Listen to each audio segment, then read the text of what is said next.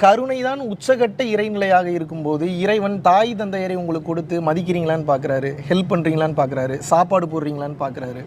முதல்ல நமது குழந்தைகளுக்கு உண்டான எதிர்காலத்தை சீரமைப்பது என்பது ஞானத்தை கொடுப்பது மட்டும்தான். வேறு எதை கொடுத்தாலும் அழிச்சிருவான்.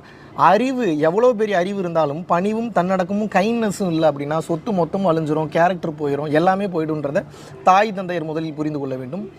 மகன் மற்றும் மகள் எதை புரிந்து கொள்ள வேண்டும் என்றால், மேலே ஒரு டெஸ்ட் களம் இருக்குது, அது உங்களுக்கு தெரியலப்போ, பார்த்ததுனால தான் சொல்கிறேன், உணர்ந்ததுனால தான் சொல்கிறேன். பல சித்தர்களுடைய குறிப்புகளை படித்து உணர்ந்ததுனாலும் நான் சொல்கிறேன், தெளிவாக புரிந்து கொள்ளுங்கள். அந்த உலகத்துக்கு போகணுன்னா இந்த உலகத்தில் நீங்கள் என்ன பண்ணுறீங்கன்றதுக்கு உண்டான ஒரு ப்ளூ பிரிண்ட்டை மொத்தமாக எடுத்துருவாங்க. பிறந்ததுலேருந்து சாகிற வரைக்கும் என்னெல்லாம் பண்ணீங்க, ஒவ்வொரு சுச்சுவேஷனில் விதி கொண்டு போய் நிறுத்தும். அந்த சுச்சுவேஷனில் விதி கொண்டு போய் நிறுத்தும் போது நீங்கள் அறம் சார்ந்து முடிவெடுக்கிறீங்களா, சுயநலம் சார்ந்து முடிவெடுக்கிறீங்களான்றதை பொறுத்து கர்ம வினைகள் என்பது ஆட் ஆகிட்டு போகுது. தர்மம் சார்ந்து செயல்படும் போது கர்மத்தினுடைய மொத்த பலன்களும் கொஞ்சம் கொஞ்சமாக அழுகி